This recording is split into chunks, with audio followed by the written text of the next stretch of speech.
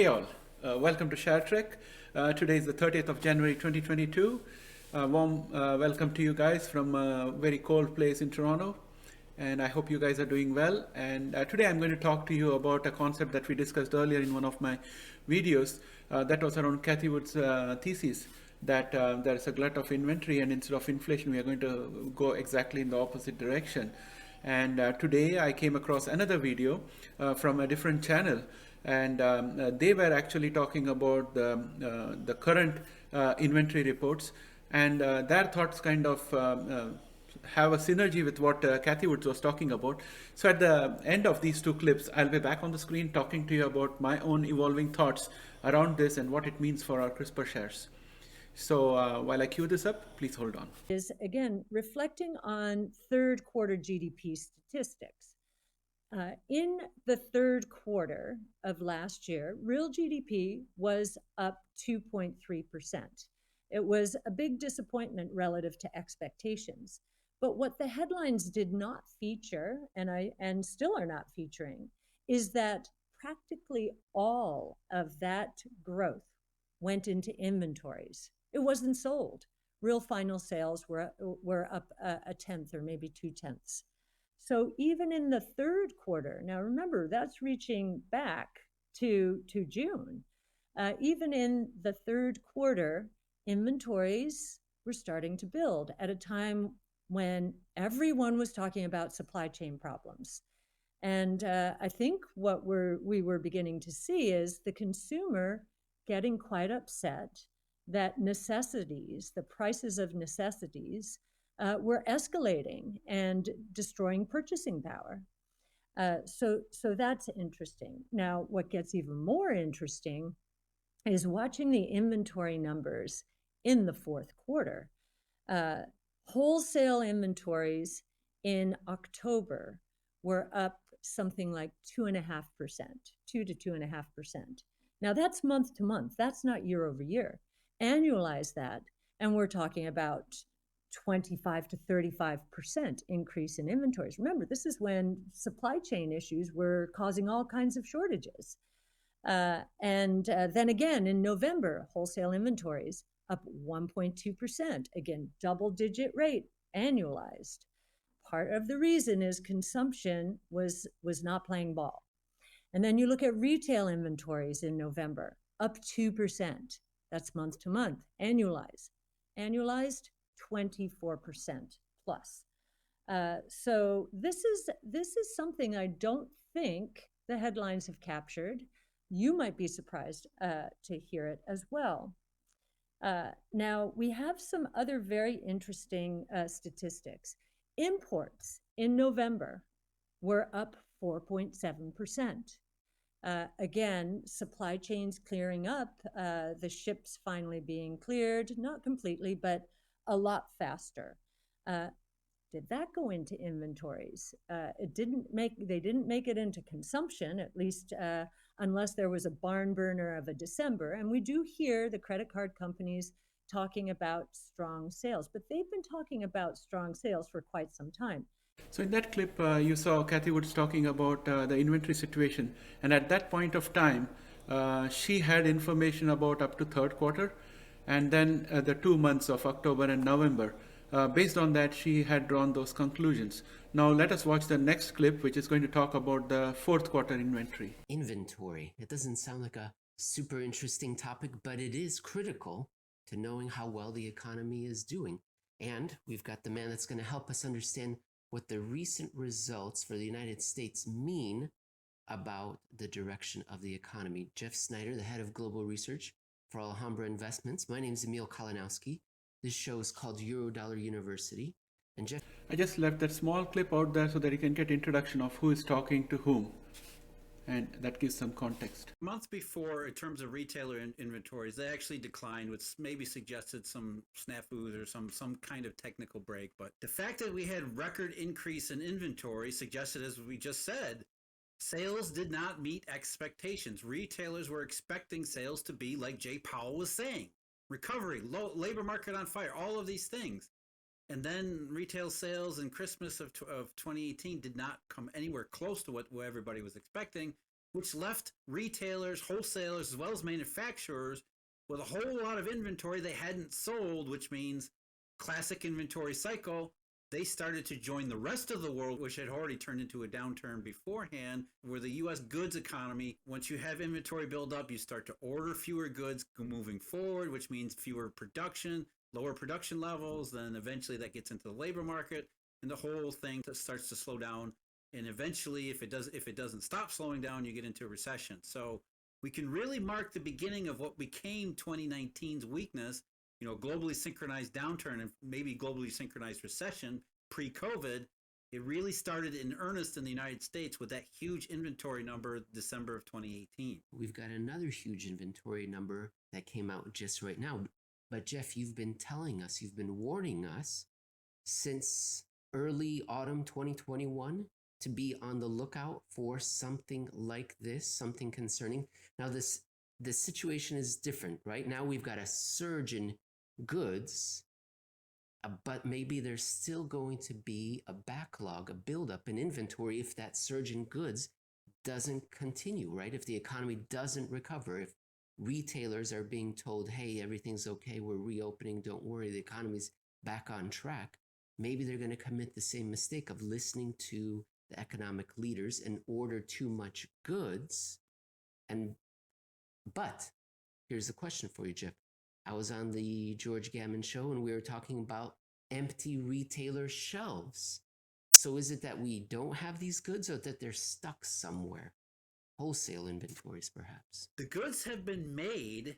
It's just that it's very difficult. It's more difficult than it's ever been to get them where they need to be. So it's not like the goods are in short supply.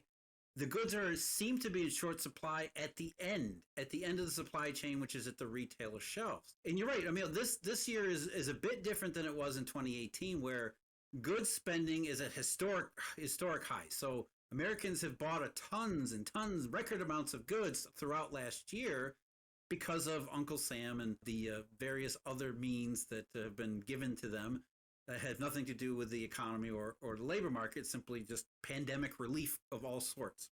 So Americans have had money to spend on goods, which they did at a time when the ability to ship and deliver goods has been harmed and has been held back by various non-economic means, also related to the pandemic as well as some other factors. So what happened in terms of the supply chain was, in order to make sure that goods were going to arrive, some of the big retailers, as well as some of the medium and smaller retailers, decided we're just going to start ordering as much as we possibly can and just hope something makes it through the supply chain. And that sort of a retailer inventory supply chain panic reached its zenith around October, because everybody wanted to make sure, continue to be this historic level of buying, they wanted to make sure they had the stuff available for the Christmas season. And so it really reached a fever pitch around October, where retailers and wholesalers were double and triple and maybe quadruple ordering, which of course made the supply chain problems that much worse, because you're trying to stuff all of these goods into it when it was already having problems to begin with.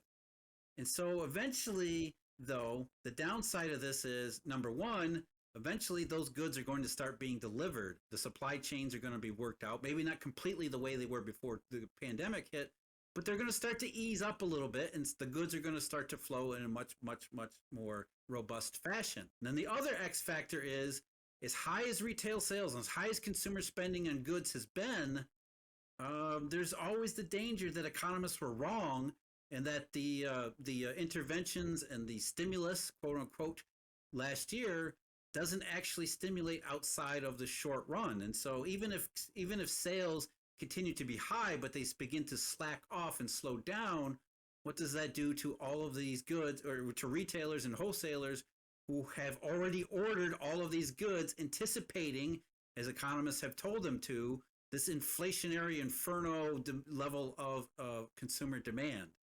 And so that was, supply chain works out, all the goods that were ordered start to be delivered. At the same time, maybe the demand doesn't stay up as high or as good as it had been when the government's helicopters were at their busiest. So I'm going to put the links to both of these videos in the description below.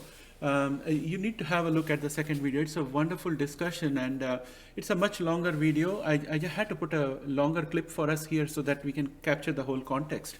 So now here are my thoughts. I'm more and more convinced that probably Cathie Wood is right, because the inventory situation, the way it was described in the second clip, in Emil's clip, is much more convincing. And I think that probably we are going to have too much of goods which will finally arrive at the retailer's place, and they will have to do emergency sale kind of a situation. And at the same time, we have interest rates going up and the share market going down. So typically when that happens, people don't have enough money to spend on the goods. So it's a kind of dampening of the purchasing power while increasing the supply. So my personal opinion is that probably the Fed may change course if these assumptions come out to be true. The Fed may probably change course, and what we were thinking of as 4 rate hikes, current understanding is that there will be a rate hike in March, then one in May, and then one in June, and one in November. And all of these are likely to be 25 basis points. This is my understanding of the market expectations based on the last FOMC statement and Fed Powell's speech. So there's a chance that the Fed may reverse course, and the fact that they thought this inflation was transitionary, they may probably go back to the same understanding and change course. But at this point of time, I do suspect that if inflation goes high, there's a lot of pressure on the politicians and the government because people find it difficult to buy necessities. And that could be probably a reason why the Fed, despite being apolitical and being totally focused on their policies, might have moved away from the transitory definition of inflation. Only time will tell. But what does this mean for CRISPR shares, right?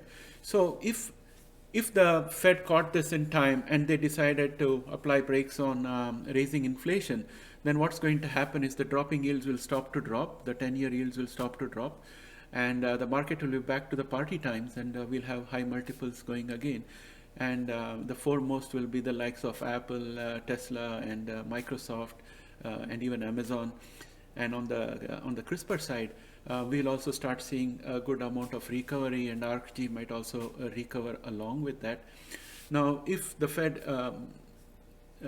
continues with the course of increasing interest rates, let us say they did the interest rate raise in March, and then if it so happened that we have this glut of inventory and the purchasing power is down and we are going towards a kind of recessionary situation, then what it would mean for the CRISPR companies would be the companies which have got enough cash, like CRISPR Therapeutics, for example. It's got good amount of cash in its book. And there are a few other CRISPR companies which have decent amount of cash in their books, and also deals with major pharmaceuticals, and they have advanced pipeline candidates which are ready to mature by the end of this year. They will do well. The other ones will have some amount of problem, because if you recollect my earlier video on flattening yields, the incentive for long-term investment is not there when that happens.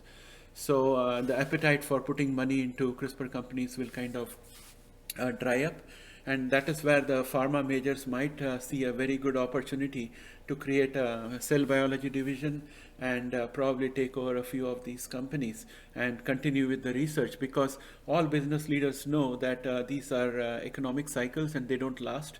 So it will be a good opportunity for mainstream pharmaceutical companies to enhance their cell biology division or create one and get their opportunity share of the future. So that is my thoughts overall. And if I was to summarize, in all events, the CRISPR industry is going to survive. The leading CRISPR companies are going to thrive. They are going to make products, and it's going to come into market. And even if there's a recession, I remember this concept of elasticity of demand, which was taught in one of our economics classes. So the concept is basically that if there are necessities of life, regardless of the change in price, the necessities of life are consumed in more or less the same proportion. For example, salt, even if you increase the price of salt, people are going to buy the salt to the extent that they need to have it. They are not going to curtail their use, and they are not going to increase their use. So it's relatively inelastic. So if you were to look at a health situation like sickle cell anemia or cancer or anything, that's not going to be affected by recession and other things. So I'm pretty confident that our CRISPR companies will have a good market. And especially if CRISPR Therapeutics and Vertex were to come up with a sickle cell therapy, that could also give a boost to this particular sector, and maybe investment from other sectors of the stock market would probably get diverted into our CRISPR area. These are my 2 cents worth, and I would like to have your opinion on what you think. Do you think I'm right on this? Do you think otherwise? Please put it in the comments below, and we can have a discussion. And please visit Emil's channel and have a look at that entire video. The link is in the description.